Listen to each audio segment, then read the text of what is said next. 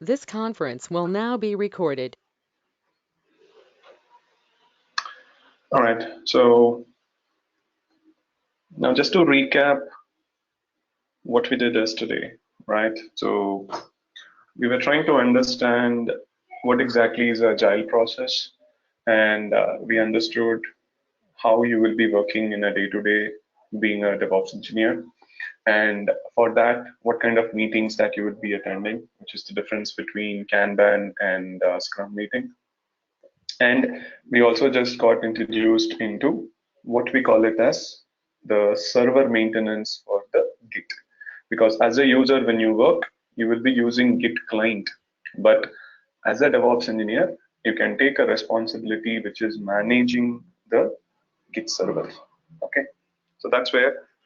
Now let me just make a note of those for the benefit of who couldn't attend yesterday. So here, so let's start putting it up in a way like what are your day-to-day tasks? Okay, so I'll just put it up into two groups. One is day-to-day tasks, and then we'll say what are your responsibilities being a DevOps engineer. Okay, or what we generally call it as roles and responsibilities.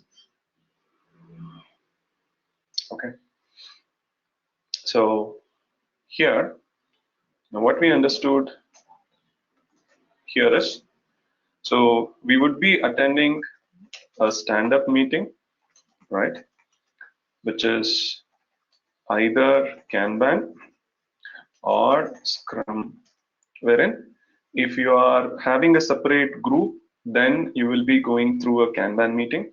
But if you are working with the development team, then you would be using the Scrum. But however, whenever it is needed, you will be attending the meetings. Okay, so this is what we understood.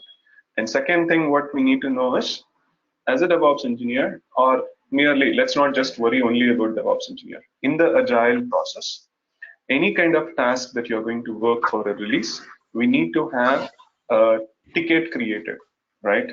So when I say ticket, guys, can everyone go on mute?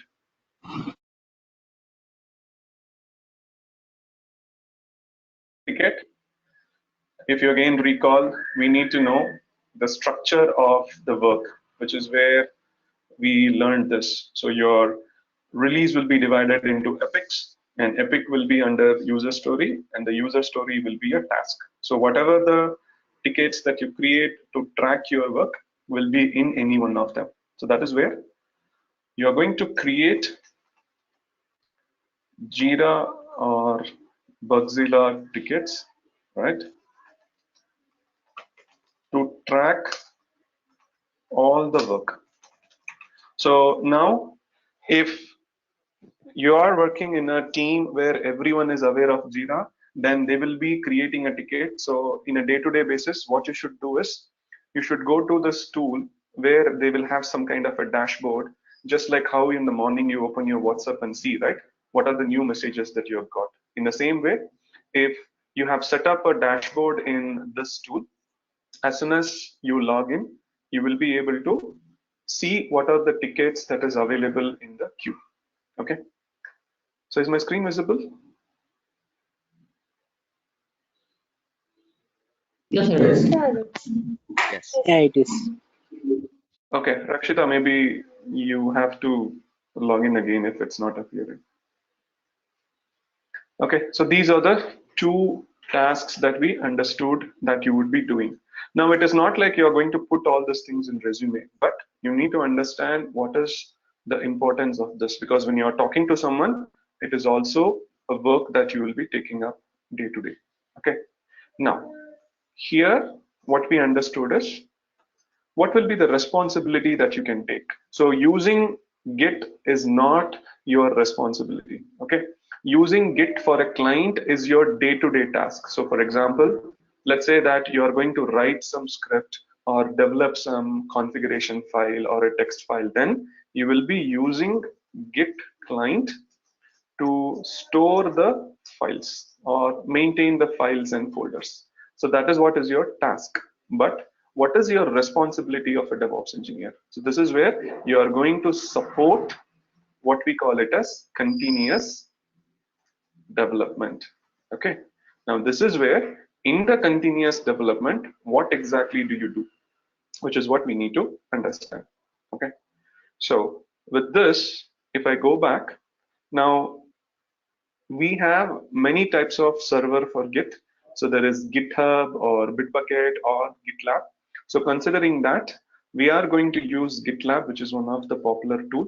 So now for a company, if you are joining as a DevOps engineer, one of the responsibility that you can take up in addition to whatever the work you are doing, that is where I said it is not like you should have a specific team dedicated for it. Now, how can you convert yourself within a company into a DevOps engineer?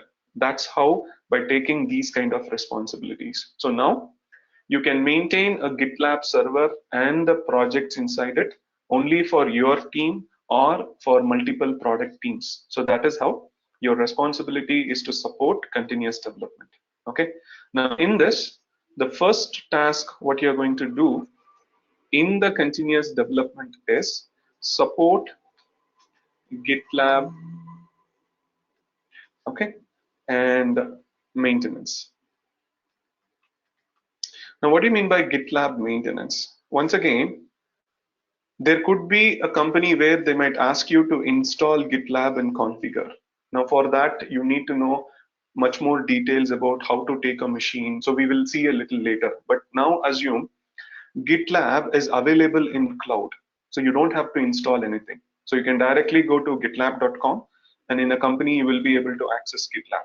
Now for that, what kind of maintenance work that you will be doing, right? So this is where, when I say maintenance, it is all about creating projects, managing the users in it, and in that giving respective permissions to the users and trying to set up some kind of automation whenever it is needed to do certain process like CI/CD. So as we go along, we will be seeing that also. So the first thing is, now in an organization, if you're trying to store something in Git, the first task that we have to do is create a central repository, and that will be on GitLab. Okay, because when you take Git, once again, for those who have not gone through the Git videos, I would suggest you to go back to the channel and have a look. So that in Git, there is a client and there is a server. Okay, wherein the server is nothing but what we are using, GitLab. So if you want to create a new repository, the first thing that you should do is create a repository or a project in the GitLab. Okay.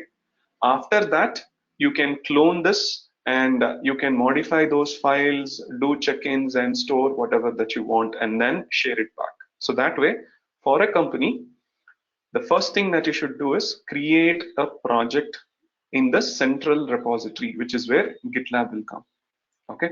So in that case, now what we are going to do is the very first task that we are going to do is manage GitLab. So for that, you need to make sure that you have a account in GitLab. Okay. So this is the important thing. Now, I believe you would have created an account in GitLab. If not, you can just go to gitlab.com. Now this will go to the cloud version of the GitLab. Okay. So if you already have registered, you can use your Gmail to log in. When you go to an organization, they will be giving you a separate account that you can use. So I'm going to use my email ID that I've already registered.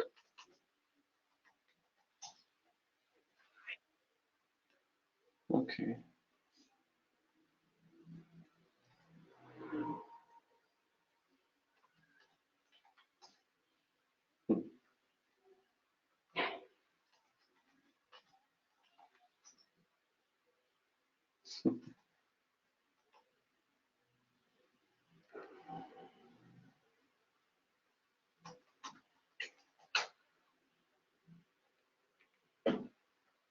Okay. So you can see now when I log in, there are a bunch of projects which are already available, wherein these are what we call it as central repositories. So if you want to create a project for your team or for a particular product, then the first thing what you have to do is once you log in, you need to create a separate project here, and then you are going to give different access to different people. Okay, so once you log in, the next thing what you're going to do here is, if you go to this option on the top right, okay, so you would be having preferences. Now scroll down. Okay, so you have something called as SSH keys. Now why do I need this? So remember, when you are logging into gitlab.com, you will be using a username and password. Okay, now for now, when you practice, you will be using your Gmail or some other account. But when you go to a company, there will be a corporate email and a password. But later on, anytime when you try to do some changes from your local machine using the Git client, when you are trying to push the changes to the server where you have a project, then there will be two methods that you have to use. Okay, because if you go back in Git, when you try to clone a project, there will be two methods of cloning a project. One is called as SSH method, the other one is called as the HTTPS method. Okay, now I'll come back to it, but let me first show you for a project which is already available. Okay, so let's say that there is a project already available. Okay, so if you go to this, now over here, when you click on this clone option, you have two methods. So one is the HTTPS. Okay, so let's just make a note. And the other one is the SSH method. Okay, so if you have noted, when you are using a Git client for cloning a workspace, you will say git clone followed by, what you will do is you will be giving this repository URL, which could be HTTPS or this, and then followed by that you will be giving some local folder, right? Now what's the difference between these? So maybe you can give it like this, and I can call it as test workspace. So this project will be cloned into your local machine as this. However, you can also do the same where you will say git clone and using the SSH method.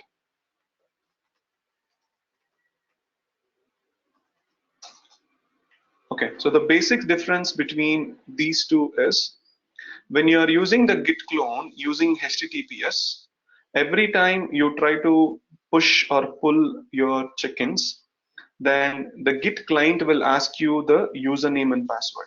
So that time you have to give the GitLab username and password, okay, or the GitLab credentials.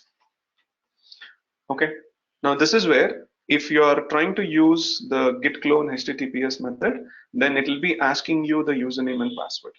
Now this will not be a good method, because every time a user is trying to check in and push the changes from his machine to the central repository like GitLab, it will be asking the username password. If not, what we can do is we can use the SSH method, where on the machine where you have installed the Git client. Okay, so you can generate the SSH keys from that machine as the user whom you are working, and you can store that into GitLab server. Then what will happen? Whenever you are trying to use the clone using the SSH method and you are trying to do the push or pull, rather than asking the username and password, you can use the SSH keys automatically. Okay, so this will not be asking you any password. So this is how, what you can do is, as a user, once you create your GitLab account, you need to first know in which machine you are going to work, where you are installed the Git client. So from that machine, if it's a Linux machine, you can generate the SSH keys. Okay, and if it's a Windows machine, then you can use the Git bash and generate the keys. Now to generate the SSH keys, if it's a Linux machine, I'll just show you a little later, but most of you would be using Windows, right? Now in Windows, if you have installed the Git client, you will be getting something additionally called as git bash on your Windows. So, okay, so this is what you get in your Windows. So here, along with the git bash, there is something called as git UI. So click on this git UI.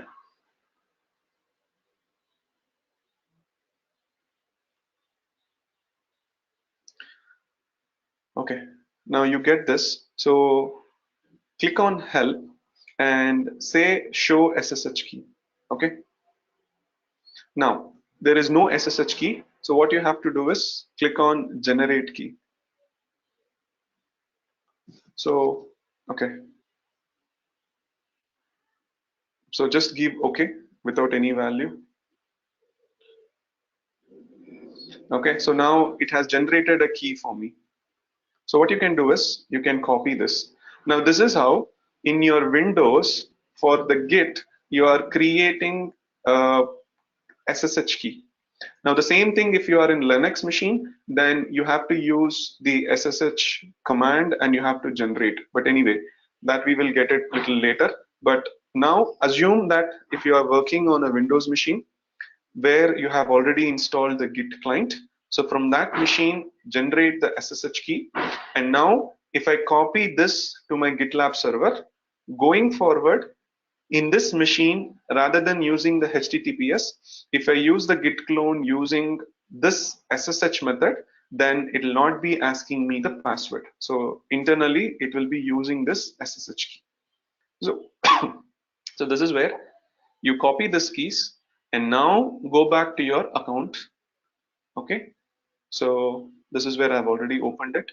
So click on the user icon, preferences, and in the preferences on the left side, go to SSH keys. So click on the SSH key. Okay, so in my case, you can see that there is already a key available, but in your machine, you will not be having all these things. So this will be empty. So let me do it from the scratch. So right now there is no key available. So what you have to do is the SSH key that you have copied, just paste it here. Okay, so remember you are going to paste the public key, which is what we have generated, which is id rsa.pub. The same way in Linux, if you are generating this, go to your home directory and get the content of this file and paste it. So now once you have done, come down. Okay, and you want to set up expiry date, you can do. If not, it should be good. So go ahead and say add. Okay, so there is a SSH key generated. So now the meaning of this is from my laptop, when I try to run the git client command, and when the git client tries to communicate to the GitLab server, then it will not be asking the username or password. Instead, it will be using the SSH keys. But for that, what I have to do is when I have cloned my workspace, I should use this project. So that is how it will be not asking us the password. But if you use the HTTPS method in the clone, then it will be asking you the username and password. Okay, so this is the very first step that you're going to do. Now, this is for a person as a user, okay, because still this is not as an admin, but for a user, when you start logging into GitLab, you will also be doing some changes and you will be pushing into some Git project, right? So for that, the first thing that you have to do is create your account in GitLab and add the public SSH keys. Okay, so this is the first step. Now, the second thing what you're going to do is create a project. Okay, so how do we create a project? So to create a project, once again, if you go back to the dashboard, GitLab, so on the right, you can see that there is a new project. Now, in GitLab, you can create a group, and under the group, you can create a project. That is because when you are assume that when you are taking care of certain projects in a company, there will be different groups. So for them, you can easily segregate all the projects into one folder called as groups, and under that you can create the repository. Okay, so this is where what we can actually do is in GitLab, you can first create something called as groups, which indicates a folder. Now inside this, you can create project. Okay. Now the same way, when I say a group can be a folder inside which you can have a project, as well as we can also have a user group. Okay. So what do you mean by user group? I'll tell you. But right now, the first point that I'm saying is you can create a group, which is nothing but a folder, and inside this, I can create project. Okay. Now, same way, I can also create a user group and store all the users who's going to work for a project. Okay. Now, how do I create both of them? So first, if you go back, this is where if I create a project, it will be directly on the gitlab.com, which is on the parent. So first you should do is create a group. So assume that now for your batch, I'm trying to create a new group. So let me go to groups. Okay. So right now, if I click on groups, so it will show you whatever the existing groups. So you can see these many groups are there. Now I can create a new group. Okay. And here I'll call this as, yeah, awesome June. Okay, so maybe I'll say awesome June 21. So this is a group, and you can also see the folder structure or the URL location will also be changing. Next, anytime when you create a group or a folder or a project in GitLab, you have an option called private and public. Okay, so first make a note of a difference. So private means if a user is logging into gitlab.com, will not be able to see anything which is private. That means, assume when you go to a company, in a company, they will give you GitLab account. So you will log into GitLab. But by logging into GitLab, it doesn't mean that you will be seeing everything available. Okay. So what will happen if a group or a project is made as private, then someone has to give you the permission to go inside that or to see. Okay. Just like if you are joining a company, the company will give you an access card, right? Now using that access card, can you go to a IT park where your company is, and can you go to any room or any building? That will not be possible, right? So what will happen? By default, everything will be private. So after you go to a company, they will be able to say that, okay, your access card will work only on this building, or they have to give access so that your ID card will be able to allow you inside. The same way, when you go to gitlab.com, as soon as you go, you will not be seeing any project, because any project which is made as private, you will not be able to see. So someone has to give permission. So that is how in GitLab, we will be able to maintain the permissions so that if a person has to work only for him, we will be giving the permission. So that is where always make a group or a project as private. And what is public? So public means when a project is made public or a group is made public, then if a user logs into your company's gitlab.com, then they can see it directly. So that is where it's not a good practice to make it public. So always make it as private. Okay. Now, once you come down. Now, if you want, you can directly add the users who should be able to see this group, but we can do it later also. Now, let me create the group now. Okay. So you can see now, it says, okay, in case if you're not able to see. So it says gitlab.com/awesome June 21. So what is this? This is a group that I'm creating for your batch. So like this, I might have different batches, and all the projects for a particular group will be maintained inside it. So the project in one group or folder will not be visible to someone else. So that is where we can maintain permissions.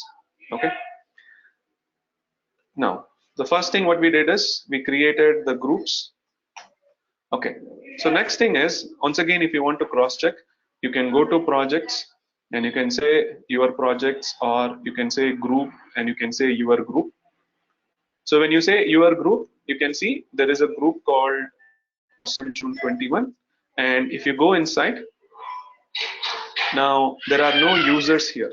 Okay. So what will happen next is After you create a group or a project, you need to add a person to it. Okay, so this is where now instead of adding individual users, what you can actually do is you can create a group of users and you can attach that to any project. So what I'm trying to tell is, for example, I might have two groups. Now I want to add some people to both the group. So rather than manually adding everyone, I can create a user group and I can attach that users group to a particular folder group or a project. So that is where now, whether it is a project or a group, if you come on the left side, you should go to members and click on the members.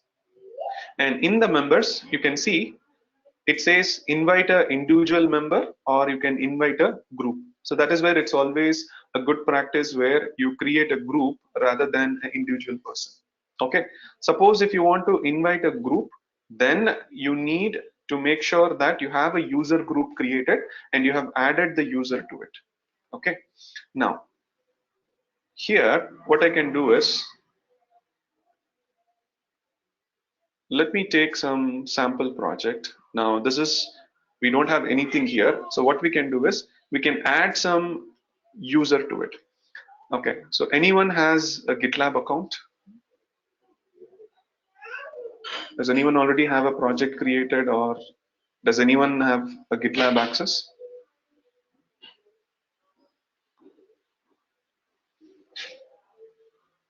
No? No, I'm just asking you guys. Does anyone have the Adam, I GitLab have account? created. Adam, I have created. I have it, but I don't have Okay, a project created, Adam. that's okay. I Yeah, don't I want do. project. Yeah. Can you give me a name Praveen Kittur? or can you give me your email? Yeah, I'm just sharing it. Okay, now for example, I'm just giving this AVIGU. Okay, so there are some user IDs. So you can see if a user is already created, I'm just going to add some user here. AVIGAU Gaurav. Okay, so I'm adding this user. Okay, now if you look, I'm trying to add this user to the group. Okay, now when you are adding a user to a group or a project in GitLab, you would have basically these are the permissions. Okay, so there is something called as guest, reporter, developer, maintainer, and owner. Okay, so what is the difference between this? Now guest, if you give this as a permission to a person, then the user will be able to just see the projects. That means he can come inside this folder and he can just see it. He cannot do any clone or he cannot do any modification. Okay, so pretty much guest and reporter are one and the same. So this is, you can consider as read-only permission. Okay, now, if you make the user permission as developer, then you have the ability to do the check-in and push it to this project. So typically, if any user wants to store some changes and push back to this project, whatever you are going to create under this group, then you have to give them as developer access. Okay, so developer access means it's not like you are a developer. You have permissions to do check-in and push the changes. Okay, now however, you can also make a person as maintainer, because now assume I'm going to take care of 100 projects in GitLab. Okay, now for that I might have multiple groups in my company. Now I alone doesn't have time to manage all these hundreds of projects. So what I can do is I can take care of the top level maintenance and I can give permission to someone else in a team, saying that, or within my team I can find out a junior and I can tell that, hey, you maintain this group, wherein I have the permissions to manage every group because I am the owner. So that is how you can be a owner or you can be a maintainer. So the simple difference between this is, if you are a maintainer under this group, you can create any number of groups that you want and you can add other people also. But you cannot do certain things like if you want to rename this group or delete this group, that is not possible. So that things can be done only by a owner. So this is where, since I created this group, I am the owner of it. But if I want, I can choose a person to be a developer or a maintainer or a owner. So these two doesn't make sense because this is just read only. Whereas developer means you can do read write. That means you can clone the workspace, do some changes locally, and you can do a push. Whereas if you have a maintainer access, in addition to do the check-in or push, you can also add other people. Okay, so that is how in a company you can be a owner for a project or a group, or you can also be a maintainer. Okay, so right now let's assume that I'm just going to give him a developer access, and once it is done, I can just click on invite. Now here you can also set up some time, because assume if this group is needed only for 3 months for a release, then I can set up a time and the permissions will be applied only for 3 months. But anyway, if I click on invite, so you can see, if you scroll down, you can see that this is me and I am the owner of it. Okay, so I have the complete permissions to modify, to add another person, or I can also create a group, or I can rename this group or delete this group.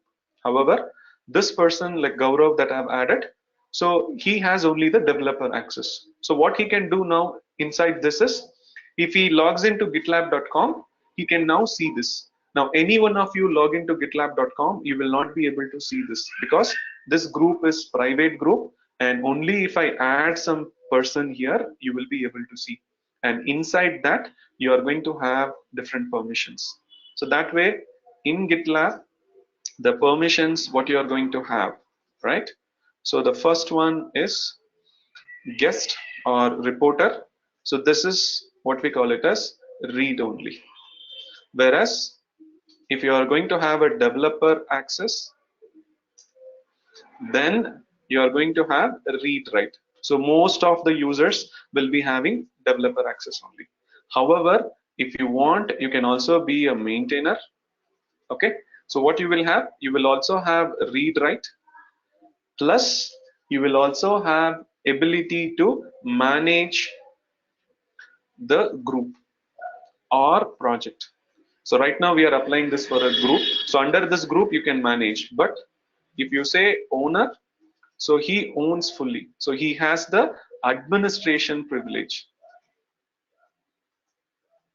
Okay, so you can remove anyone you want or delete it or rename. But as a maintainer, you can also do the same, but you will have only access to do whatever is existing. So you cannot rename or modify anything in the group.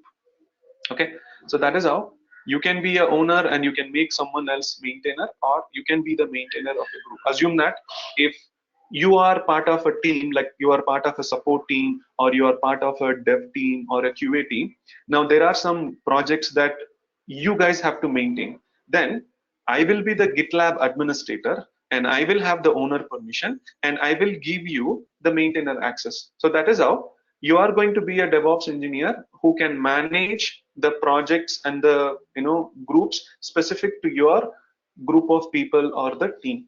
So that is how you will be having these permissions. Okay, so anytime, remember, only when a user is added to a group or a project, you will be able to see. So that is why we make every project or group as private, so that by default, even if you log in your organization to GitLab, you should not be able to see any other project.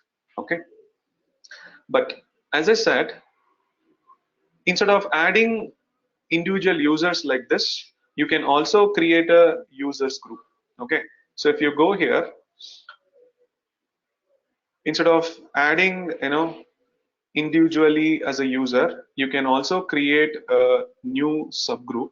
Okay, now in this you can go ahead and add all the users. So for example, here what I will say is I'm creating a subgroup. Okay, and I will call this as awesome June users. Okay, so this is a subgroup. Now here what I will do, I will go ahead and create a subgroup, whereas I will keep this only for the usernames that I can add. So right now you can see Under Awesome June 21, there is one more group called Awesome June users. Now here, I can go ahead and add users to this.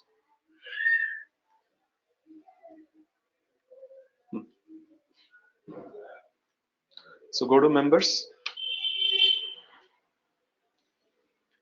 Okay, so you can see already on the top level, since whatever the users are there, that is also coming to this subgroup.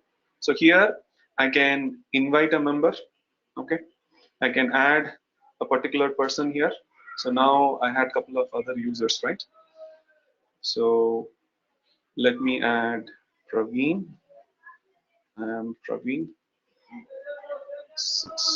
Okay, so I'm adding this person. Okay, and anyone else? Okay, there is another ID 22K4. Okay, so assume that I am adding these two people. Now I can add them. Okay, I can add your ID also, Sujit. Okay, anyway, this is nothing to do for your classes. This is just for showing you. Okay, so as of now, we don't have anything, but I can just put it like this: Sujit KR165. Okay, okay, I didn't find anything.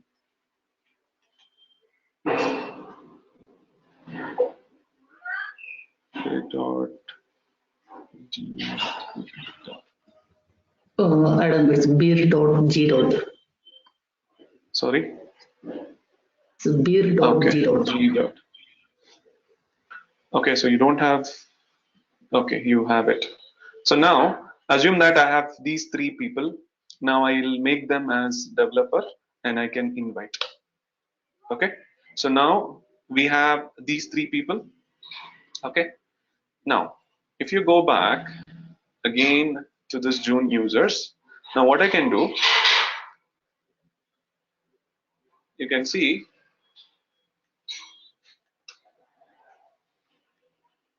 in the members. Okay, so you have three members which I am added as developer. Okay, now however, I have added a user called Avinash directly from the parent. So that is where anything that you add from the parent is coming to all the child groups. So that is where you should know how to create it. Okay, now in this case, if I don't want this user to be added from the parent group, then I should be not adding. So what I can do here is, let me go to my parent group first, just to show you the difference. Okay, now I'll come back.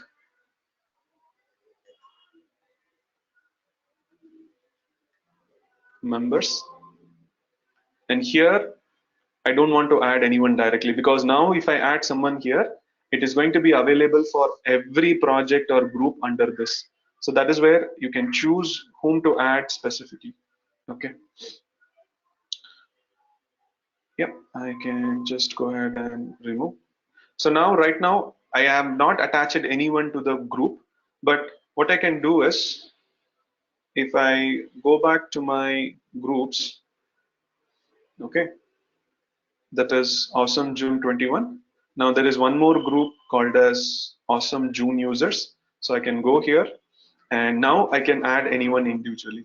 And like this, I can have different groups within the same group and I can choose who should be working in a project. Okay. So here what I can do, I can invite the same person. Okay. And I'll make them as developers. Okay, so now I've just created a subgroup, but if I want you guys to add to a project, then inside the group, when you have a project, I can add you guys. But if not, let me just show you. Here, what I can do, this is where, rather than adding an individual user, if I go to members, okay, so you can see there is invite group. And in the invite group, you can choose the group. Okay, so I have so many groups. Now if I choose this group, now automatically here I need to tell what is your permission for those people that I'm attaching, and I can give, and now these group members will be directly able to access my Awesome June 21. Okay, So that is how you can choose whom to work and whom not to work. So if you apply to the group level, then they will be having access to each and everything under this. If not, you can choose the users and apply them only to a project, then they will be able to see only that project, not the group. So it's completely up to you to decide whether this group of users need access to the entire group and subgroup, or it is only for a project. So now if I apply this, they will be able to access everything inside this group.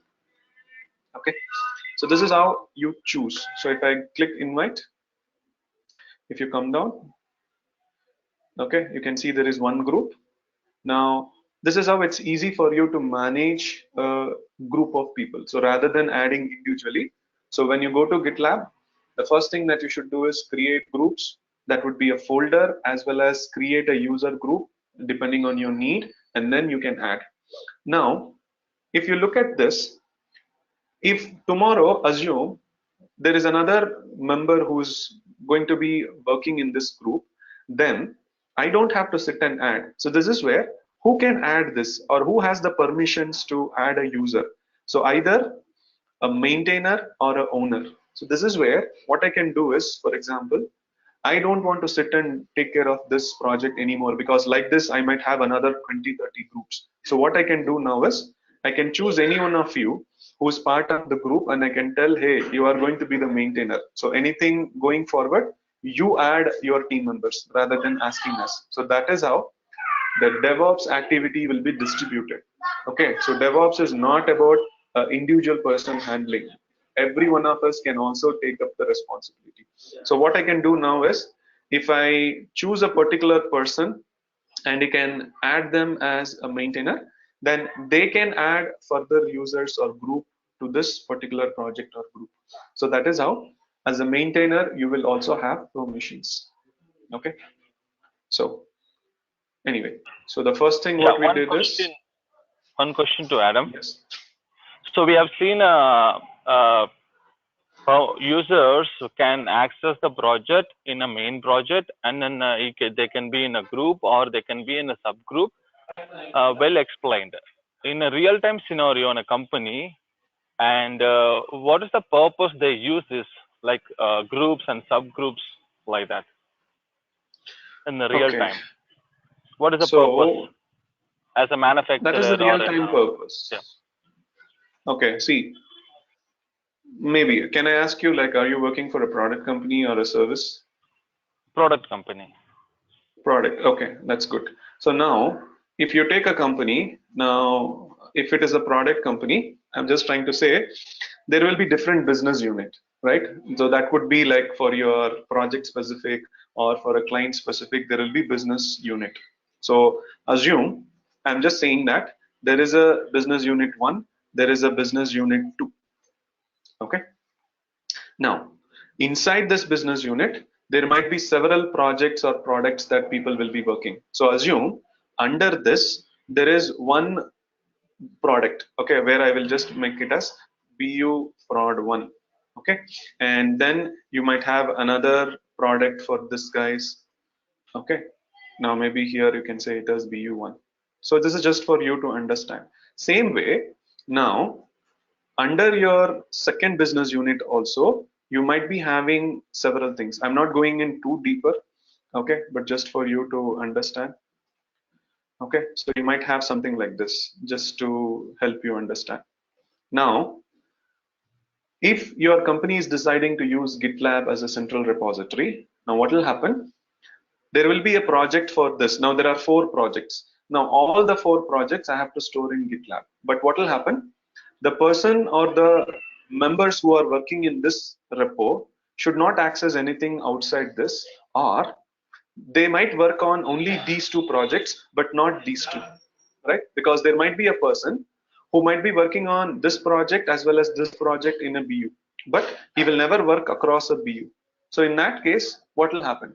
If you keep everything into one group, it will be difficult for you to maintain. So that is where what you can do now is, you can create a folder like the name what I'm saying. So you can create a group here, so that you can add all the people inside this and the user groups that you want inside this, and you can also create a group here.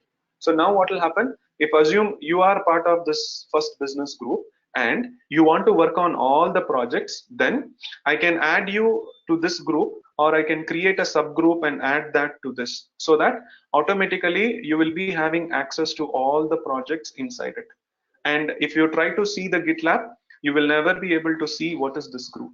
So that is how I can prevent making sure that you have access to only what you need.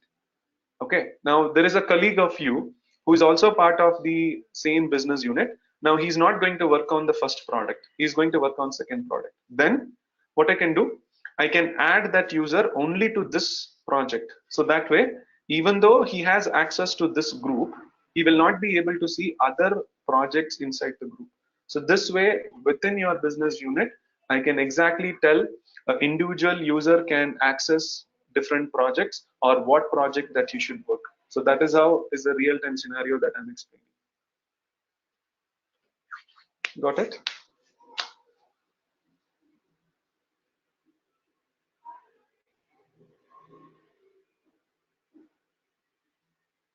Hello. Thank you. Very well said.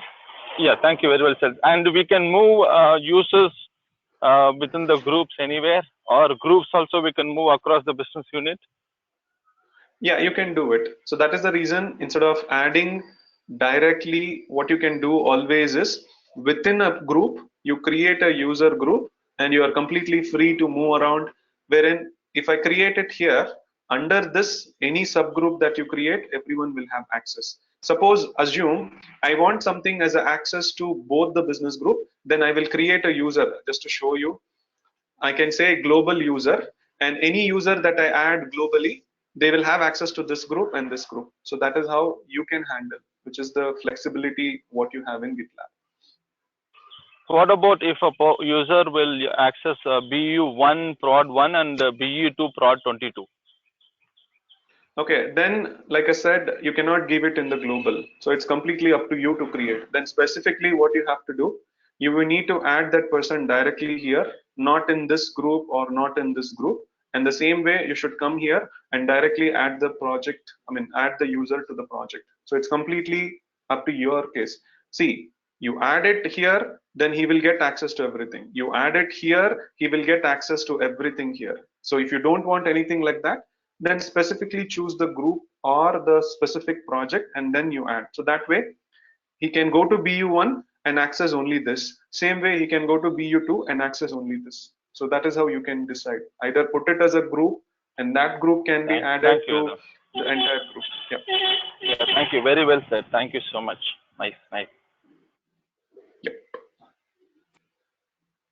Okay, so here the first thing, like I said, is Yeah, Adam, how can we move somebody like just a request like little bit? Can you tell existing person is there or not a person, actually a dev group is there? Then can we brother move it also?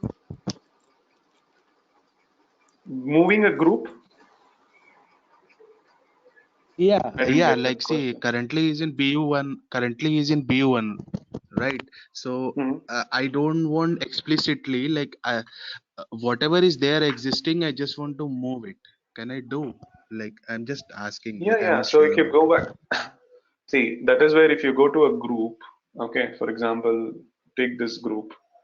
Okay, now all I showed you is only one option, which is members. Go to settings. Okay, so in the setting, you have advanced. Okay, so go to advanced, and if you expand, so here you will get all the options what you want to do. Okay, so now simply you can transfer your group from one place to another place. Okay, so then what will happen, instead of this group under awesome June 21, I can move the entire user group to somewhere else. So that is where you can use the settings and change this. So you can change this, or this is where you can see, since I am the owner, only I have the option to use the settings. If you are a maintainer, you will not be able to do this. Okay, only owner has the permission to do these kind of things. But as a maintainer, you can add a user, remove a user, that you can do. But only a owner can remove this group or they can transfer the group, which is nothing but moving from one place to another place. Got it? Okay, thank you, Adam. Thank you. One question. In GitLab, don't Yes. you have a role called system administrator who will be having This is access the to role. all over the server? There's nothing Owner. called a system admin. So you are the administrator. If you want to be an administrator, this is where now, do you want to be the administrator for the entire GitLab, or I can create a project? Because understand that when you go to a company, there will be thousands of people who will be working. And for that, if there is a GitLab, which is one common GitLab, then being a DevOps engineer, I need at least 2 or 3 people to take care of the entire GitLab. But this is where the DevOps concept is, being an engineer in your team, you can additionally take the responsibility of supporting continuous development for a business unit or for a particular project or for your own team. So that way you can take the owner permission or the maintainer permission specific to a group or a project and handle.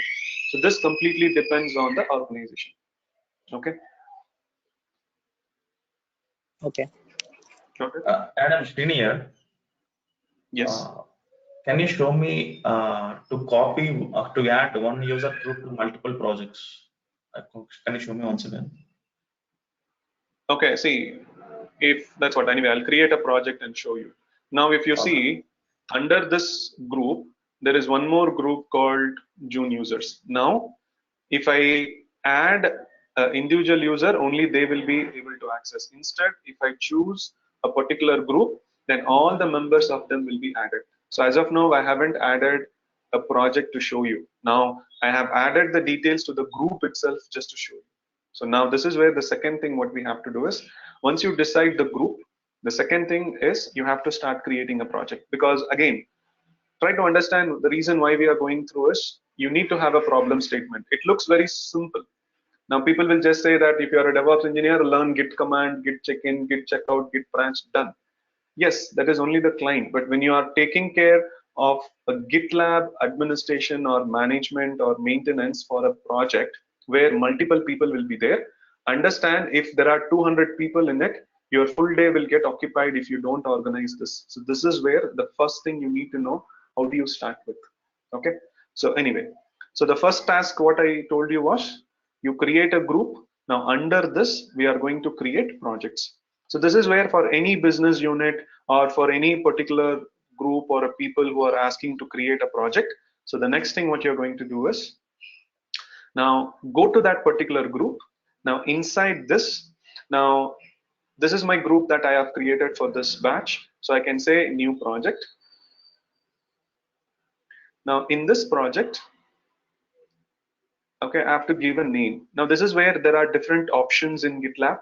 So if you want, you can create a project from scratch, or if you already have a project, which is GitLab project, which is available on some other tool. Let's assume that your company is using GitHub or Bitbucket, and now you want to migrate it to GitLab, or you might be using Git client locally and you have created your project.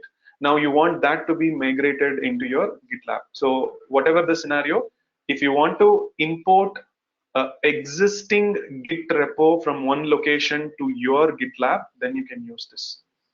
Okay. If not, when you start, you can always start with blank. So go ahead and create the blank project. Now here it's asking a name. So I'll just call this as, okay, and I'll call it as June 2021. Okay, so assume this is the project name. And once again, if I make this project as private, anyone who is logging in to GitLab will not be able to get the visibility. So only when the users are added, you will be able to get it. Okay. Now create a project.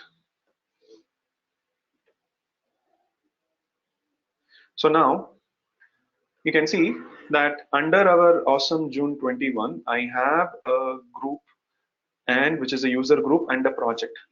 And you can see now for those users who have added, even though you have added to this group, you will not be able to access this. So what I have to do is I have to specifically add the users to this group. So this is where, Srini, this is what you were asking. So now if I go to a group, now specifically this group, you can see there is nothing, it is empty.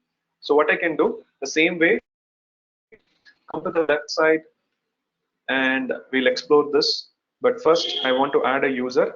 So you have to click on members.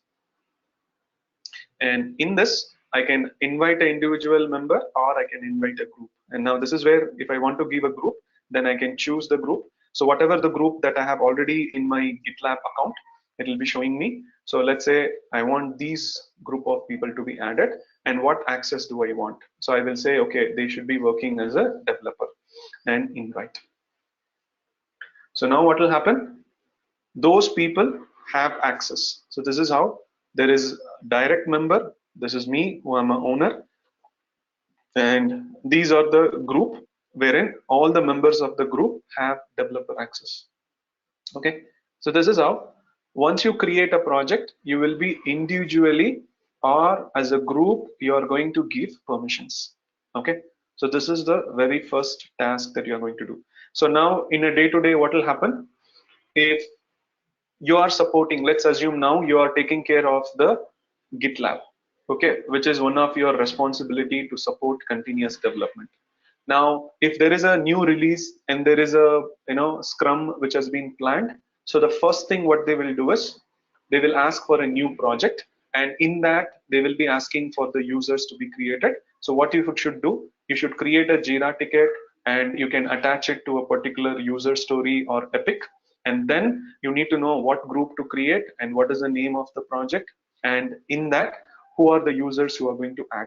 Now then you can make one person as a maintainer and give it back to the development team itself, because later on if anyone wants to modify a user or remove a user, then rather than you coming inside and modifying, the person who is as a maintainer for this project or the group can handle everything.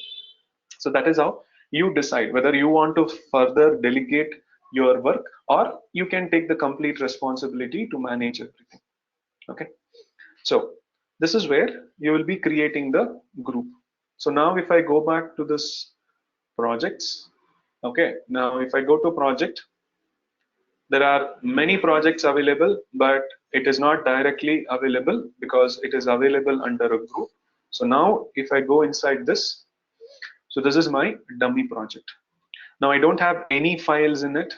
So this is where as a user, now if someone wants to work on this, I'm just going to give him the repository URL so that he can use the HTTPS clone method or he can use the SSH method and try to clone. But for that user, for example, I have added 4 users, right? If they have added their SSH keys to their GitLab account, then from their Git client machine, when they try to run, it will not be asking a username or a password.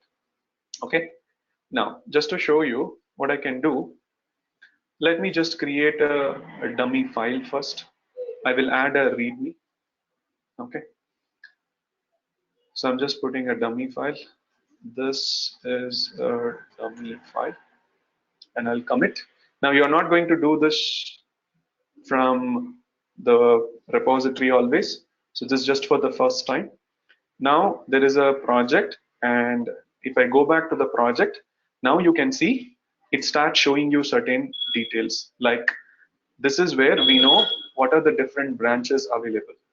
Okay, now there is one small change here. So far in Git, when you are working, the first default branch that will get created was called as master. Okay, so very recently, what they did is in GitLab, the default branch which gets created in any project is called as main. Because if you go back to the YouTube channel and you refer to the video, the default branch will be master there. But any new projects that you create in GitLab, the name of the branch will be main. So main and master both are one and the same.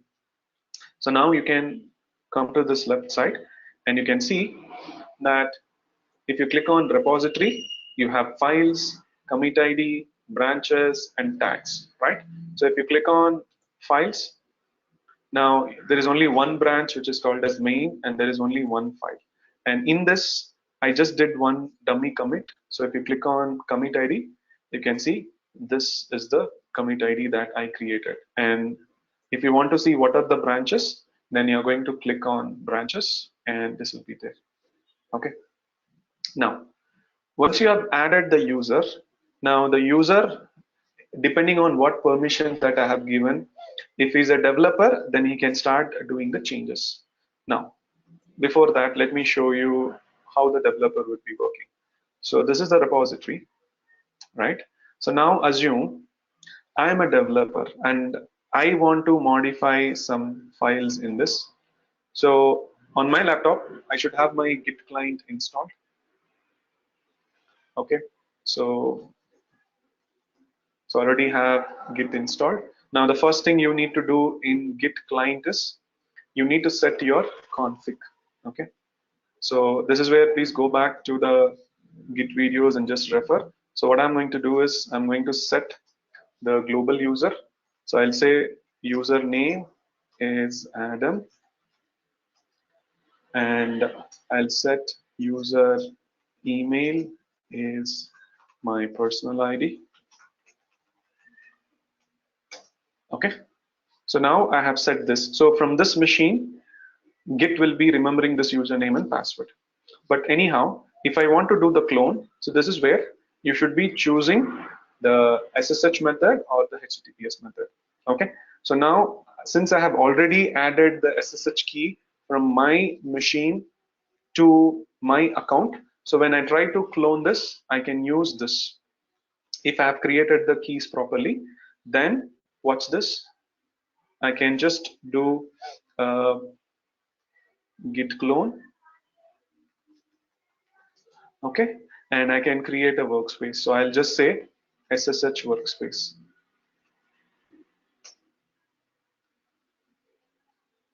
Okay, so this is the first time, so that's the reason it's asking for keys. So you can see while doing the clone, it didn't ask me for username or password because it took the SSH keys from my machine and it compared that to the GitLab account that I'm using, and with that it is allowing me. The same, just to show you, I'll try to open another command prompt. So let's clone using the HTTPS method. So I'll say git clone and I'll say HTTPS workspace.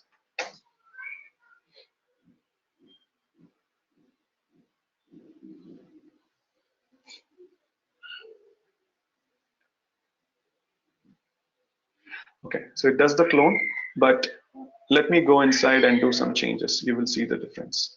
So let me go inside this workspace. Now, by default, I'm working on the main branch. So there is one file. So what we will do, let me quickly create one file. Okay, so I'll call this as HTTPS. And let me add it. And let me do a git commit. So I'll just say first check-in from HTTPS workspace. Okay, so here, if you do a git log, you should see there is one commit ID that just now I checked in. And if I do a git push from this workspace, okay, since I'm the maintainer, so it's not asking me. But if you try to do this, here it will ask you for username and password. Okay, so that's the only difference that you try, because I'm the maintainer and I'm the owner for this. It's not kind of asking me. But eventually, when you go back to your machine in the client, if you have created a workspace using SSH, and any changes that you do here and you push, you will be able to work without the password. But if you use the HTTPS method, then it will be asking you the username and password. Now for me, the credentials has already been stored for the first time, so that's the reason. Okay, if not One question. clear with this too? Yeah, I'll come to it. So clear with this too? So here, when you say HTTPS, you need to use the GitLab username and password. If you use the SSH method, then if you have already added the public key from your machine in which the Git client is installed to the GitLab user, then you will not be asking the password. Yeah, any question? Yeah, I have a question. So we are saying if you are using HTTP protocol to call the remote commands, then we have to provide credentials every time. If you create if you create our credentials in credentials manager, do we still have to provide credentials? Yeah, that is what I'm saying. If you have already stored it, then just like that, that is what happened here. Okay, I've already stored the credentials in the credentials manager. That is where without asking anything, it is taking. But for the first time, you need to make sure that you're adding it in the credential manager. So that is when the HTTPS will work. Okay. I have one question. Yeah. Hello. Yeah, actually, while creating user, we are giving some list privileges like guest or reporter, and when we are assigning the same users to some any project with a high privilege like developer, will it work? No, I didn't get. Come again. No, actually, while creating users under some groups like with a least privilege like guest or reporter role. So when we are adding the same users to any project with the high privilege like developer or maintainer, so will it work for that Yeah, user? you can do, because the difference is within the group what permission he has, and for a particular project what permission he has. That is the difference. So while you are adding a user to a group, you are telling what permission he has on the group. But when you are adding that group to a user, you are telling that all the members of this group will have a particular access on that project. So that is the difference between a project and a group. Okay. Okay, thank you. Yeah, hi Adam. I have one more question. Can you please briefly Yes. explain what is an LDAP server? What is it? LDAP server. Okay. So what happens now is, see, when we are practicing, I told you go to gitlab.com and create a username. But what happens in a company like GitLab, there will be many applications, right? So what will happen? You cannot keep creating a different username and password. So that is where we have a concept called as single sign-on. So what do you mean by single sign-on? So when you go to a company, they will create one username and password. Okay, and using this software or tools called as Active Directory or LDAP, what I can do is I can add all the users into LDAP or Active Directory, and that LDAP or Active Directory I can attach it to GitLab. So assume in my company I would definitely have a LDAP server or a Active Directory server.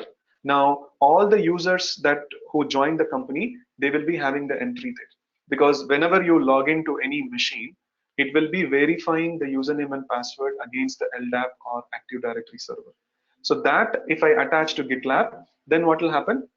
If a person is joining a company, then I don't want him to create a separate username and password. So they can directly come to the GitLab, and with the same username and password, they will be able to access. So that is how, if I attach the LDAP or Active Directory server to any of the application, it is the same username and password that you can use to connect. Okay, so that is where we will be using the LDAP, because when you go to a company, there might be 10 machines. Now, can I create 100 users in each of the 10 machines? That will be difficult. Instead, we will have a LDAP server in which that 10 users or 100 users will be created. And if I attach that LDAP or Active Directory to a machine, a user can directly log into it, and the username and password will be verified using the LDAP. So that is how, for doing a single sign-on. A better example that you can compare is, have you seen when you log into Gmail, using the same Gmail, you can go to YouTube also, or you can go to the maps also, or using the same account you can also go to your folders that you have in Google. So that is where everything is internally connected. So the same concept is what Active Directory or LDAP uses. Okay, so we don't want different users to have their different accounts. one account, I can attach it to multiple machines or applications. Adam, in permission side, like in permission side, do we have to add in the project like different permissions and group level? I mean different, or like how we work in real time, like same kind of permissions can we add, like project level Yes, and group it's level? completely, see, it's up to you. Like I said, if you are given the permission to manage GitLab for several projects, you will be the owner. But assume you are part of a group and you want to manage only one project or multiple projects for a business unit, and you are given only responsibility, then you will be having the maintainer permission. So that is how it's going back to the responsibility, whether you want to own it, complete administration, or you want to just maintain. So based on that, you will be giving. But other than this, as a regular user, they will be just having the developer access. Okay. While transferring the So it's the same. existing users, I mean, and also while transferring the existing users, we have to also use the remove operation, or like just a transfer can work. You are not transferring the user. See, try to understand. A user is already logged into GitLab. You are just creating a group of that users and you are trying to switch from one location to another location. So based on that, where is that you are applying? All the groups, all the members who have been added to that group will have the same access. So whether I'm within a subgroup or I'm removing it, I'm putting it globally, this is where instead of managing individually users, you can create it as a user group. It will be very easy for you to switch or remove. For example, in one shot, I want to remove everyone. Then rather than going to the project and members and removing one by one, I can simply remove the group. All the members of that group will not have access. Or if I want to move from one place to another place, I can move the user group. So all the users of that will be moving from one location to another location. But after moving, you have to once again give or attach that group to the project as members. Okay, because you have moved, so there will be no reference further. Okay. Okay. Thanks. Yeah. Okay, so now finally comes this. So you create a project, okay, and now as a user, you are just giving them saying, okay, hey, this is my clone, so they will start working. But what will happen now is your work will not stop only by creating the repository, because what you have done, if you go back, now let's take what is your responsibility. So you are going to take care of supporting the GitLab maintenance. Now this is where what and all you are going to do. Okay, so you are going to take care of project maintenance. Now what do you mean by project management? So you need to create new projects. Now before that, you are going to create group or project management, and in that also you are going to choose which user to add. So that is where one of the activity that you will be doing in the GitLab is to create groups, create projects, manage the users within the group and wherever that you want to apply. So this is one task that you will be doing. But what next? Guys, can you mute? Now what will happen after a project is created? This is where the users will be working. Now this is where when a user has to work, you need to have a branch, because going back, if you have a repository created, so the default branch what we are going to have is main or master, but this is not the branch in which everyone will be working. Okay, because as a developer, if you are trying to work in this main branch, you will not have access. Okay, because in GitLab you can give permissions specific to branch and you can tell whether you can work on it or not. Okay, because even though you have been added as a developer to this, only if the branch has permissions for the developer you will be able to work. If not, you cannot modify. Now why am I talking about this? This is where in a repository you are going to have different branches. Okay, now we need to know for a particular release what is the branching strategy, and based on the branching strategy you are going to allow someone to work or not to work. Okay. Now, why this is important? Because a developer, when he does a clone, if he tries to modify this main branch, he will not be given access. Now, how was I able to do? I was able to do because I was the owner of this project, right? So that is the reason when I did the push, it didn't ask me anything. But if you try, or if any of you to whom I have added the users to this project, if you try to do the clone and go to the main branch, and if you try to do a commit and push, it will give you an error saying you do not have access to that. Okay, that is because in GitLab, every branch is maintained separately, and you need to know who should work in a branch. Now, that is when this relates to your release planning. Okay, because when I say you are going to support continuous development, there will be different group of people who will be doing parallel development on it. Okay, so just a bit of the agile again. Now, there will be multiple sprints going on, and at the same time you need to understand we might be working on one release, but it is not mandatory that one project should always work on one release. So what if, assume I have two customers wherein I have one set of people working on one release cycle, and there is another group of people who are working on another release cycle. Then what happens? That is where the concept of parallel development comes into the Git, because the whole advantage of using Git is you can allow parallel development. So how do you do parallel development in Git or GitLab? That is where by creating parallel branches or multiple branches. So now I should have a branch for the first group of people to work on the release, and there should be another branch which is needed for another group of people who can start doing the work parallelly. So that is where now what is that branch you are going to create, from where you are going to create, what permissions that you are going to give. So that's what is important. Okay, because when you are learning Git, that is the Git client, you might have learned only thing is how do you check out, check in on create a branch. But what happens is any check-in or branch that you create on your local workspace will not be pushed, or you will not be able to push it to the central repository. Okay, so remember, now when you learn Git, people will say create a branch. No, that is not the right process, because if you create a branch, that will be only on your local workspace, whatever you have created. So if you want to create a branch which is needed by everyone, then once again, all those kind of global activity, you should be doing it from the GitLab only. So remember, GitLab is the central server. So if I have to create a project for everyone, I should create in GitLab. If I have to add the users, I will add it in GitLab. The same way, if I want to create a branch, then I should create the branch in the GitLab, and from there onwards, when the users does the clone, all of them will be having the same branch.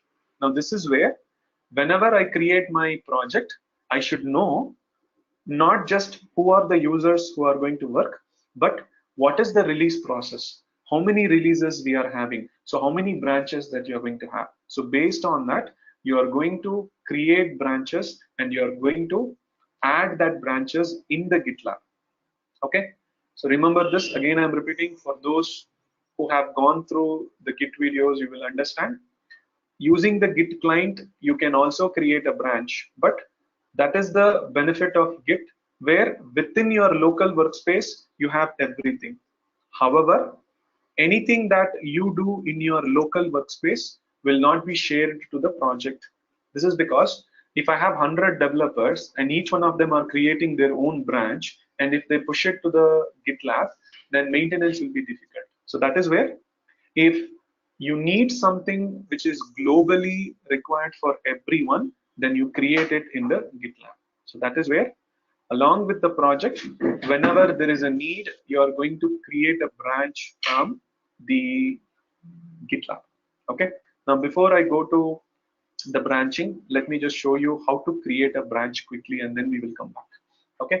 Suppose if I'm going to create a new branch to work, then go to your project.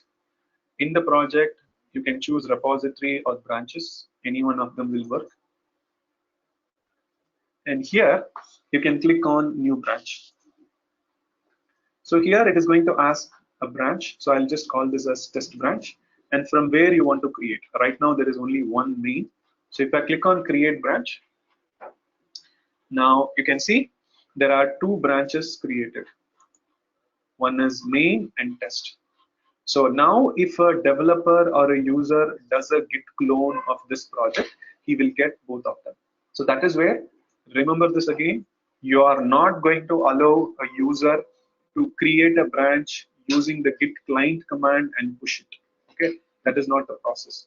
So whatever that you need, if you are the person responsible for this project, so you create the branch and then you're going to push it. Okay, so that is the whole difference that you need to understand.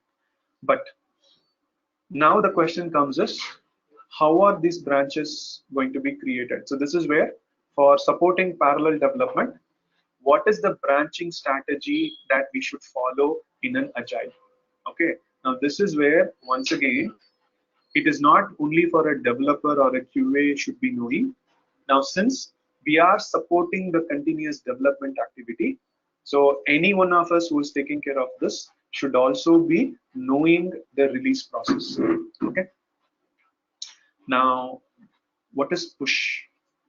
So I'm not sure if you have gone through the Git, it will be difficult to explain. So push is a terminology where you do some check-in locally that will be available in your local workspace, that you can push it to the central repository. So that is where you can see I created this file called HTTPS from my local workspace in my laptop, and that I pushed to my central repository. So push is a mechanism to share the file and the details, which is what we call it as commit ID, from a client to the server. Okay, so please again go back to that Git videos, so that it's around 4 hours of video. If you go through, it will be easy. Okay, so here I'm focusing more about the server side, how you can manage. Okay, so now coming back to the question here is, I need to know what is the branching structure. Okay, because once again, it's not simple that, oh, people will be just writing in resume saying that, yeah, I have maintained Git, I have maintained branch creation. No, first of all, when you say Git, you are referring to Git client. So you will never ever create branches using Git client and you will push. So anything that you do, you should do it as a central repository using something like GitLab. And then it will be available to all the users when they do the clone. Okay, so remember, so don't ever refer to Git client, because again, this is the reason I'm just writing. So as we go through, we will be writing a lot of things similar, so that you should know. So Git client is for your day-to-day tasks you will be using, but as a responsibility, if you are managing the continuous development or supporting this, then this is where you are also going to create branches. Okay, so here what you will do, branches. Please hold on, I'll just answer your questions a little later. Okay, so the difference between GitLab and GitHub, I'll come back. So now you are going to manage branches. So once again, I can put that here. Okay, so what is the release process? I'm not sure if you attended yesterday's session. Now this is where we were talking about this. Okay, on how a release will be working, what is the sprint that you will be taking, right? So this is what we call it as a release process. So the time that we have taken to gather the requirement, develop and test, and then give it to the customer. So this one cycle is called as release, and this will be divided into sprint. And this sprint, every day, whatever you are working, you will be creating user stories or tasks, and this is what finally you will be working. Okay, so if you just go back to yesterday's class, what we discussed, you will be able to understand. But anyway, just coming back, so what is now we need to know is, what is the branching structure created? Okay, so again, it's not simple in which you will just say, oh, GitLab means I will create a user group and work. Now you should also know what are the different branching methodologies which is available. Okay, so moving to that, now there are different branching methodologies where companies follow, but one of the common method what most of the companies who are following the agile will be using is what we call it as feature branching model. Okay, so what do you mean by feature branching model? Now, just some time back, I told you that for one product, there can be multiple releases that they will be doing, right? So I told that for one client, there will be a small group of people who will be doing some release, and there will be another group of people working on another release for the same product. So that way, for what purpose are they doing the release? So that is what we call it as a feature development. So for example, in my calculator application, if I take, now one customer wants sin theta. Okay, another customer wants cos theta. So what I will do, I can ask one group of people to have a separate release for sin theta functionality in my calculator, and I can ask another group of people to work on cos theta feature development. So that way, feature is nothing but you are developing something new or fixing something, and you are tracking everything with respect to that. So usually as you go to organization now, they will be using this word called as feature development. So for a release, how many features that you are developing? Okay, so that feature could be a enhancement, or it could be a complete new feature, or it could be because of some bug fix. But in general, a feature means on top of whatever you have, you are trying to add something new. And whatever the releases that you are going to handle, right now, they will be creating this called as features. For example, if you go back to my initial slide, okay, this one, not this, where is that?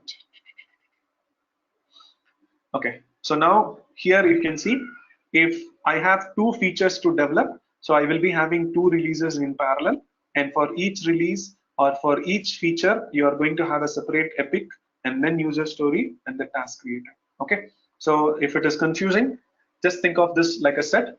I have my calculator application.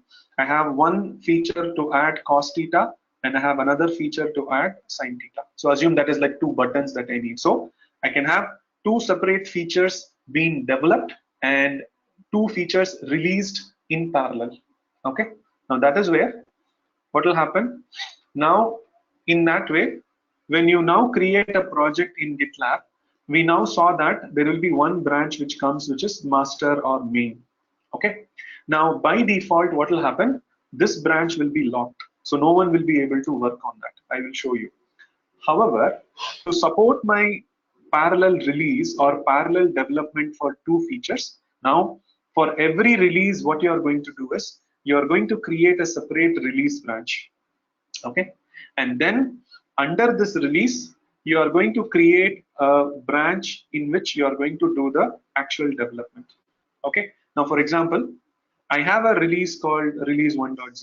Let's assume this is my first release, and for this release, if I'm going to develop one feature branch, then I should be creating first a release branch, and from the release branch, a branch called as feature branch. See, the name I can give everything, or whatever that I want, I can give the name, but just understand the logic here. So for every feature that you are going to develop in a release, you are going to create a separate branch, and this is the branch in which the developers will be writing the code and pushing the code. Same way, if I have multiple features that I want to develop in the same release, this is where for each feature you are going to create a separate feature branch or development branch. And this is how the developers who are working on this feature will do the check-in and push here. The developers who are working on this feature branch will check in here and store here. So that way the development will happen in parallel. Okay.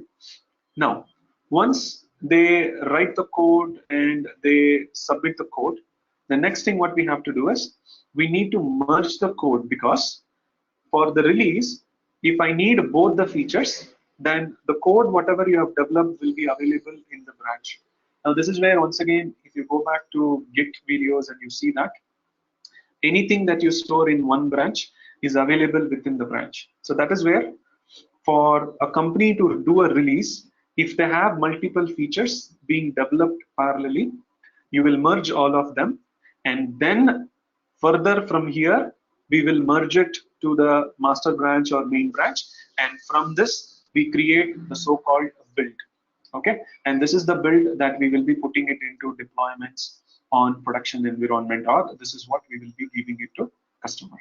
Okay, so as we move forward, you need to recall this, because when we set up the process called CI, CD, or deployment, everything revolves around this. Okay, now this is where one problem, what happens is, people learn just Docker or Kubernetes. Yeah, we will also learn, but question now comes is, okay, hey, how many times you did a deployment? A simple question like that, you will not be able to understand. That is because you need to know whatever the activity that we are doing in DevOps is related to a release. So only to support a release, you are doing all the other activities. So that's the reason your branching is also important, because in the release, branching structure is also part of the release planning. Okay, now this way you are going to have a branch wherein for every feature you are going to have a separate branch created for development. Then this model is called as feature branching model, or we can also call it as two-tier. So this is one release and then one feature. Now, like this, if I have multiple releases happening in parallel, then the same will happen. So you will have one release branch and you will have a feature branch for that. Same way, you can have another release branch and feature branches for that. So now developers can completely work in parallel. So for example, all these things will be available in one single project only, but developer is completely free to choose this branch or this branch or this branch or this branch depending on his release work, and that they will be merging it further. Okay, so this is how we need to now create a branch in this model, whereas this is one simple model that I'm giving. Like this, in a company, if you start planning for your release, you need to know how this will work, and based on that, branches will be created. Okay, so now for example, when I'm working on my release, I have 4 sprints.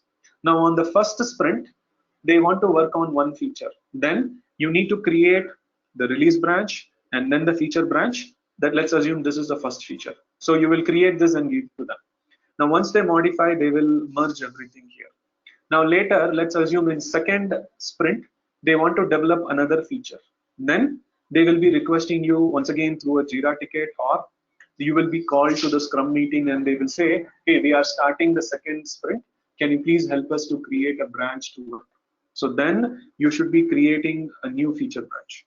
Now this is how, whenever the requirement comes, you will be creating the branch. But for that, you need to know what branch you are creating. Or let's assume in the first sprint itself, they will say, hey, I'm going to work on 2 features parallelly. So can you create me 2 branches? So based on that, you need to work with the development team and understand on what is the name that you want and how is the branching is going to look like. So based on that, you will allow. Okay, so this way, parallel releases will happen and the development will happen parallelly for multiple releases. So remember, this is for one project I'm talking. Okay. Now, on top of that, a question on this. Hold on a second. I'll come back. Sure. Okay. Yeah. So now, here for a release, in the sprint, you are working on the actual development or the feature development. But what happens is, assume you have completed one release and you have started working on a new release. For that, some new features is being developed. But what happens when you have a previous release in which there is some bug fixes found? Then they are not called as features, because it is a bug that you have found in a previous feature of a release. So that is where, in those scenarios, what you will do, you will create a new branch called as bug fix branch, in which you have merged it. For example, assume that there is a release that you have done for which the code has been merged from the release branch to master, and from this you have given the product to the customer or to the production. Now if a bug is coming, then from the same commit ID on this master branch or main branch, you will create a new branch called as bug fix branch, and you will allow the people to work on this. So that is where for the new release or the upcoming release, whatever they want to work, they will be, okay, so they will be working on these feature development in this branch. Parallelly, if anyone is going to work on the bug fix, so for them, we will create a branch like this. So in this way, what will happen? People will work in parallel. This is what technically we call it as parallel development. Okay. Now, it is very important that when you say blindly, people say that, yeah, I created a branch. Now, where did you create? They don't know. Now, for what purpose you create, you don't know. So that is where when you are preparing, you need to understand the branches requirement will come based on the development team's requirement or the sprint requirement. Okay, so that is where you will be working very closely with the development team and QA team, because going back, DevOps is not about tools. Okay, one of the very basic definition that we say in DevOps is, what is DevOps? It's a process of collaborating with multiple teams. So that is where for you to do this, you need to first work with the product team, understand the release process, and based on that, you are going to create this branches. Okay, so that is where first you need to know the branching strategy, and based on that, you will be developing. Okay, now this is what we call it as a feature branching model. Now, assume that this is the model that in your organization you are following. Then, as soon as you create a project, what you are going to do is you are going to create these branches and then allow them to work. Okay, so assume now you are working on the first sprint for a release, and in that they are asking you to create only one feature branch. Then you should be knowing that you should create a release branch, and from there you are going to create a feature branch and then allow. So whenever a request comes through a Jira, or if you're being called to a Scrum meeting, then what will you do? So you have to go back to your GitLab, and in this is where if you are going to create a branch. Now, if you understand based on the model that I've told you, so I have to create a branch. So first, what should I do? Now, let me remove this. So first I should say create a new branch. Okay. Now, what is the branch you are creating? So you are working on the first release for this feature, then I have to create a release branch, and then I have to create a feature branch. So as soon as the project is created, you go ahead and create the branch. Okay, this will be coming from me. Okay, then you have to further create another branch called feature branch, and let's call this as feature X for release 1.0. Okay, now this I have to create from the release branch. Okay, so this way, if you see in your project, you have multiple branches created, and then you are going to give this to the developers saying that, hey, I have created the project, and in that the branches has also been created. So now you start doing the clone to your local machine and check out to that particular branch and then start working. So that is how the checkout will come on your Git client. Okay, then later what will happen? If someone comes and asks that, okay, in the middle of second sprint or third sprint, they will say, hey, I want to develop a new feature. So then understand there will be a request coming to you. Then you need to understand what is that they are asking. Okay, so they are asking me to generate a new feature branch. So let me generate a new feature branch. So you will go ahead and once again, branches, and create a new branch. And this time, let's say I'll create feature Y for 1.0. And once again, this is going to come from release branch, because this is when you cannot just create a branch randomly from wherever you want. You need to follow a proper structure. So that way now, this model, whatever that I've shown you, is what you can see here. And based on this, the developers will be cloning the workspace, check out to whatever the feature branch they want. Okay.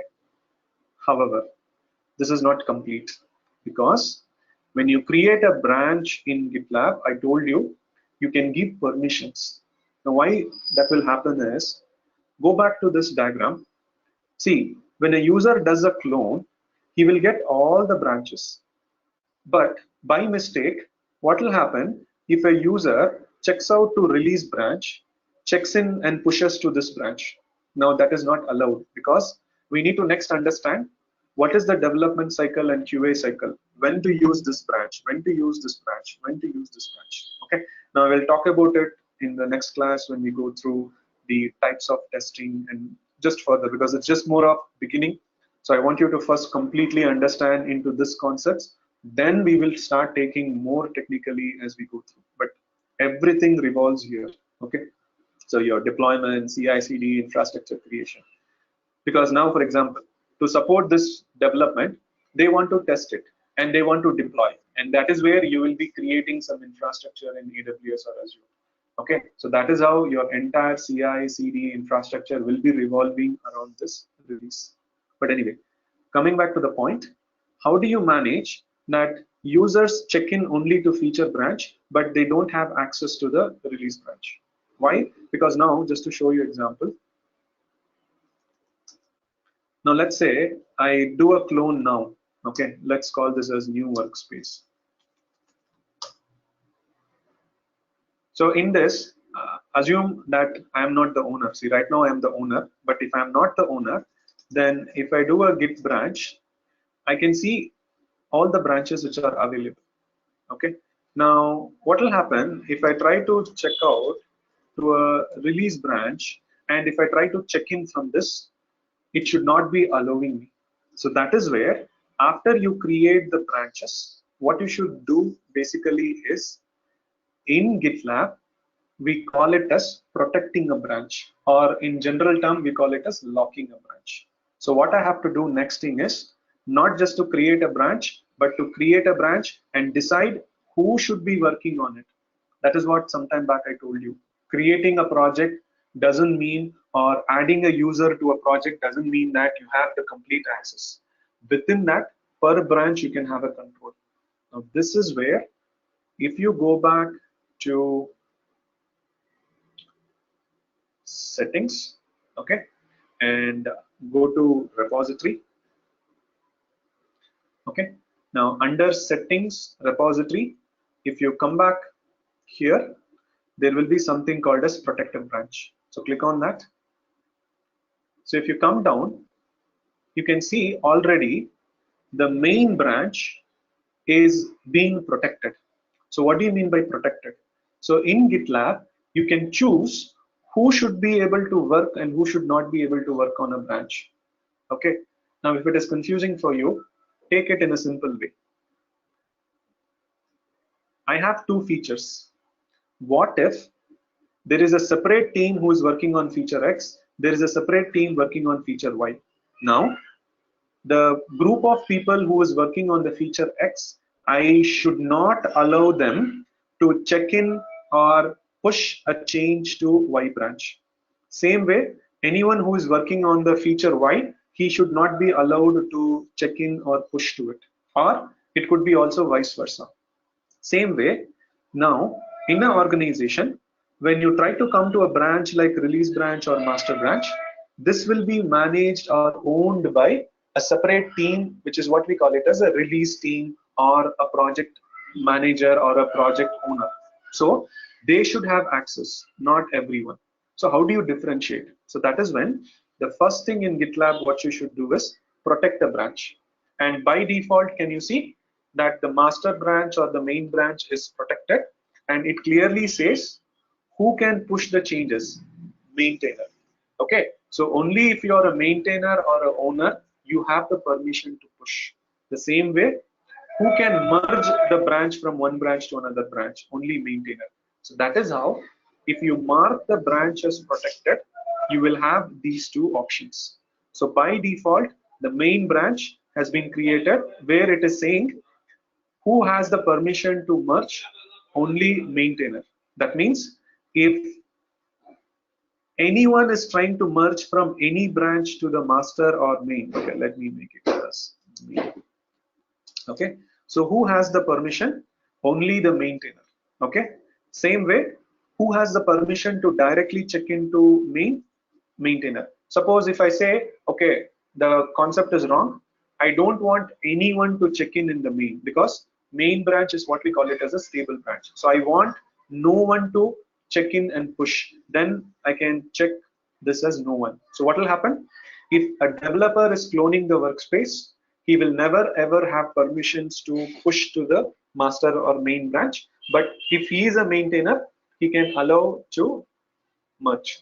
Same way, now if you want to add a new branch, now this is where, for example, if I want to choose the release branch, so here I will say release branch, and who is allowed to merge. So I will say only maintainers are allowed, and who is allowed to push, maybe maintainer, or it's up to us. Okay, and then if you click on protect,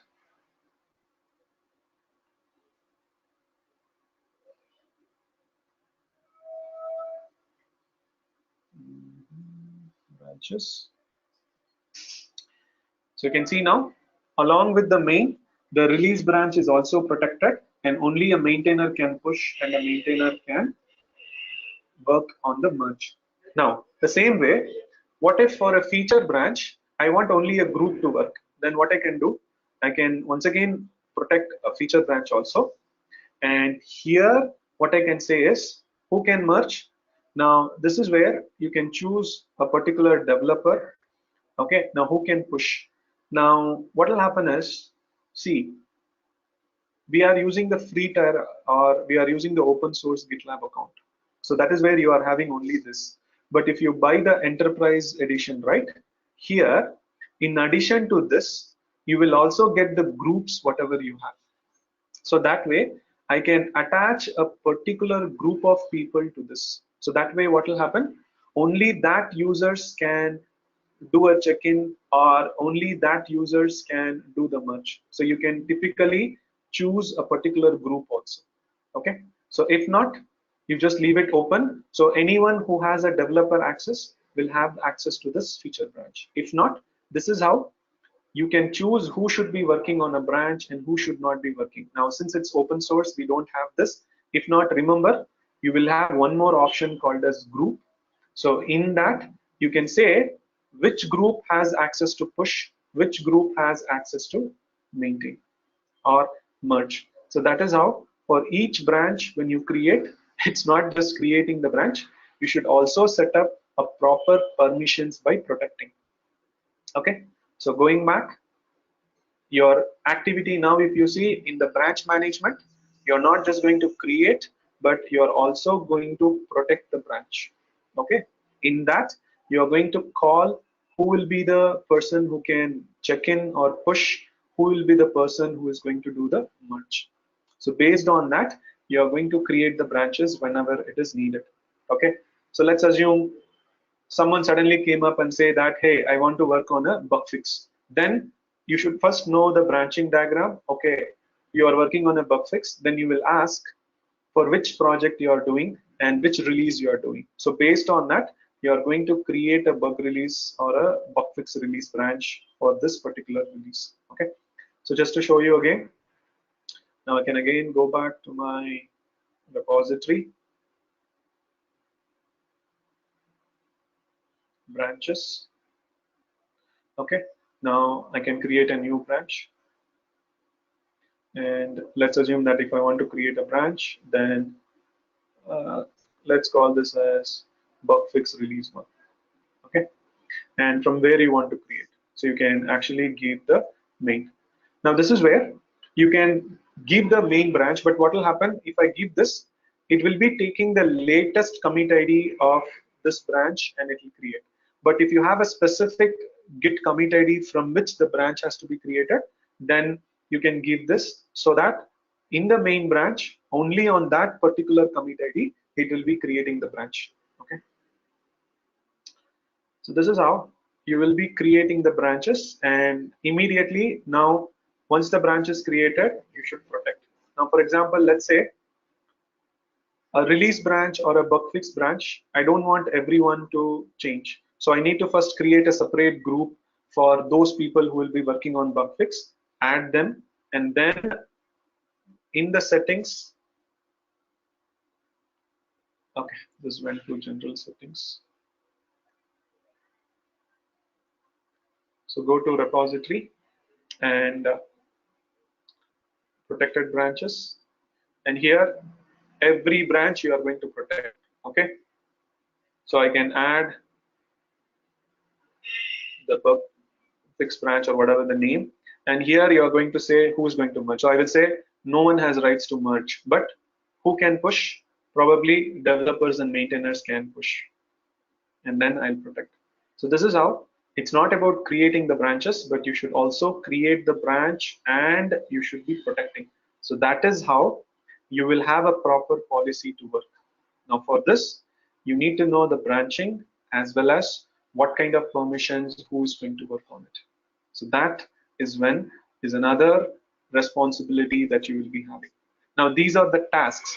So when you explain, you need to explain it that your role is supporting continuous development, but in that, now you know what are the different things that you're going to manage.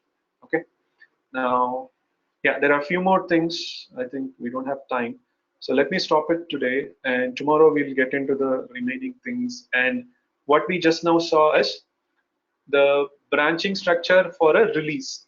But what will happen is there will be certain projects which is not needed for release. Then what is the branching diagram or what is the branching strategy that you're going to have? But regardless of it, the process that you're following here will be the same. So that way, tomorrow we will see those remaining branching strategy for a non-release project and what are the other maintenance activity that you will do. Okay, and then in addition to it, we will come back and see how does your responsibility look like. Okay, so let me stop. And any questions on the Hi, branching Adam. that we have? Yeah, Adam, I have one question. Like we are creating a branch